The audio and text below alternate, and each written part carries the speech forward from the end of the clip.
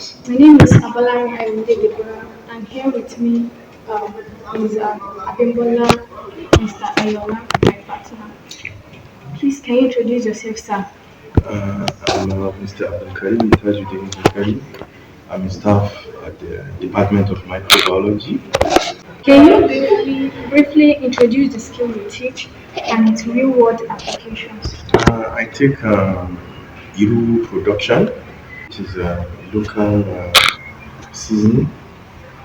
So I take students on how to produce Iru locally using different methods from market to production and fermentation, which will eventually give us the final product, which is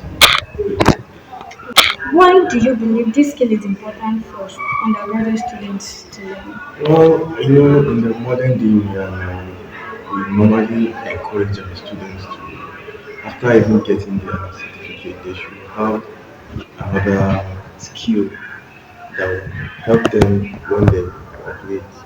And it's a local season that is really gaining ground now because the normal artificial seasoning we use, the Maggi, and all those monosodium glutamate, which is called Ajinomoto, they have their own health risk. But if it has many benefits to the human body, many health benefits. So um, I think the use of food as a natural seasoning is really gaining ground due to its uses. What are the basic requirements or prerequisites needed to start learning this skill? Well, the first thing is you trying to getting your raw material. That is very important. That is the inherit. So if you get the inherit, then there are other things you need. That you should have a kitchen where you need to cook, produce your food.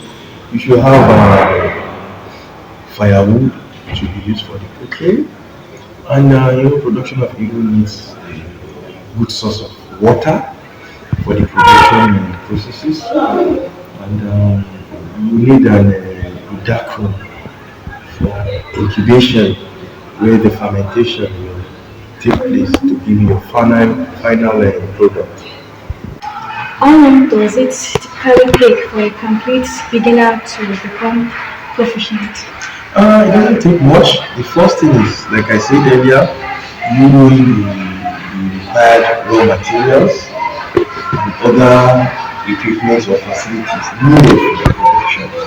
Once you have this, then you can now start the production. I'll give you the production process.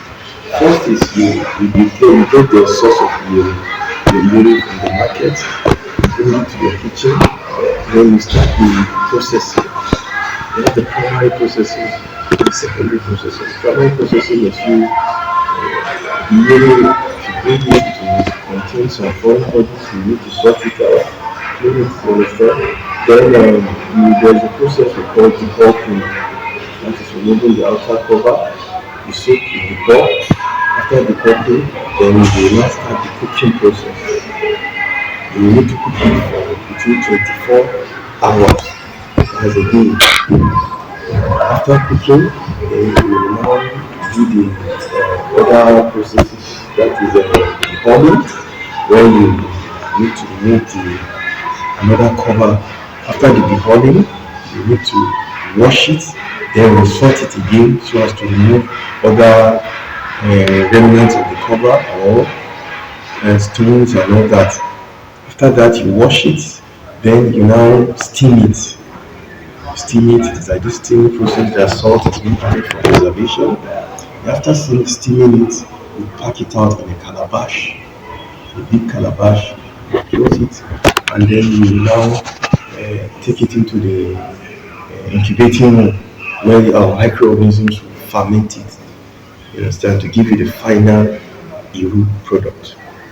The process I knew before, um, salt will not be added, but now I learn We after. normally add salt. So salt will add taste to it, and it will serve as a preservative to help you. It will help you to preserve our iru. So one good thing about our own iru is that our final iru is it is neat, it is free of stone, sand, and it has a good shelf life. It has a good shelf life. That means you can keep it on the shelf without it getting spoiled. You understand? Without you putting it in the refrigerator, if you put it on the shelf, our Euro can start for between 2 to 3 weeks. You understand? Thank you, sir. Like, I would like to ask if salt can be added after the euro has been fermented. Yes, there are some people used to add salt again so as to further preserve it again. Yes, salt can be added. And perhaps if you want to dry it, you understand, you can add little salt again. All is just for you to preserve it. Can you give examples of successful students who now make money using this skill? Yes, there's one of my students that sat in Abuja, and he called me like I think 2 years back, and was asking me about the production processes. I explained to him, and asked me if I still have can send him the notes of the production process. And I asked him what's the problem. He now told me that he wants to be making it that he has some supermarkets, I think art store, and one other store in Abuja that he has discussed with their manager, and they are very interested in they want the dry one, and he told them he can also grind it into a powder form and add some spices like fish, dry fish. And he called me after like a few months back, and he told me that in fact they're wishing that other supermarkets have started contacting him. Then also I have a student who is currently in UK, mostly during the December period. He used to come down to Nigeria, and anytime he's going, he used to produce a lot and take it down to UK. What are the potential income ranges for students at the beginner, intermediate, and advanced level? Well, the thing is, you see, in the production of you, we used to face some challenges because some if you go to the pattern those who I don't think before that's before you can see who has 15 naira. So if you now produce your own Euro and you say you want to sell it above that price, people will be asking, even that they don't say they do not talk to 100 naira pattern. But even now, it's not like that. But if you can if you can convince your customers on how special your own Euro is, first your Euro is neat, production process is neat, the final process I told you it has a longer shelf life. The ones you buy in the pattern, by the time you keep it on the shelf between 2 days, it gets spoiled. But I can tell you our own you can spend 3 weeks on the shelf without you putting it inside the refrigerator, but it will still be fresh. And even if you dry the dry one can spend 2 to 3 years and it will still be fresh if you want to use it. You understand? So this is how if you package it well, it can fetch you income. What are the top industries or sectors where these skills is in high demand? Yeah, in fact, that even reminds me. There's a student of mine that I think he is doing the right thing. He was serving in Jos. He also called me and he told me he's doing this. He's serving in one of the companies that makes this outside seasoning called the Dawa. And the Dawa, it's the Hausa form of Iru. And he told me that among the raw materials that they use is Iru. They need Iru in high demand. And I told him on how to mass produce it. And he said he will try and set it up. So in the seasoning industry, Iru is a very important raw material that they use even in the production of Maggi and co. It's like the Iru is part of the raw material used. How can students market themselves effectively after learning the skill? This new era of social media, what you just need to do is package your product well and you throw it to the social media. When you see how your will go, you fly around. Just make sure your packaging is the most important.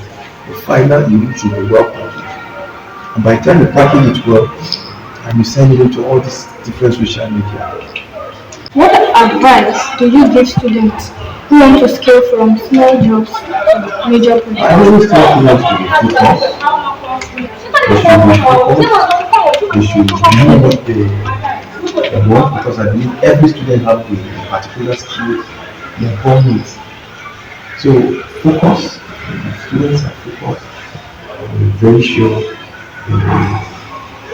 it's kind of leading the I'd like to ask if there are any machines or devices that can aid the. Yes.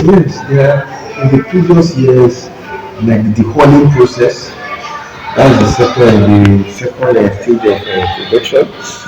Where after cooking, you still need to peel another cover again. Before we used to use mortar and pestle. This takes a lot of time and energy. But now we have a machine, a dehulling machine that can actually do the hulling process. And the process is very fast and the result is fantastic. So yes, we have machines that can help. And also we are looking into how we can cook. Because during production of food, we face a lot of challenge. Challenge of firewood, challenge of water, you understand? So now there's a machine, we know if we can pattern the food engineering, there should be a machine, maybe an autoclave that can help us cook without us stressing ourselves, getting firewood and cooking it for almost 24 hours. So these are things we are trying to look into to ease the production process. Yes, sir. So finally, I would like to ask what should students do immediately after completing your training to start any Well, what they should do is first they should know the production processes and they should know the right raw materials needed for the production of food. And once we are done with our own here, they can set up a very small well, you understand, and test run it to see whether it will give them the results. If it does not, they can come back to us. We are always ready. We are always available to tutor students. You understand? So once they do that, then they should keep on marketing it. The social media is there. It's very accessible to students. They can push all their products to and you see how the products will fly. So that's my advice. Thank you so You're much. welcome. You're welcome. Thank you for your time and It's a thank pleasure. you for making yourself Thank you. available Thank you. to shed light more light on the production of food. Thank you.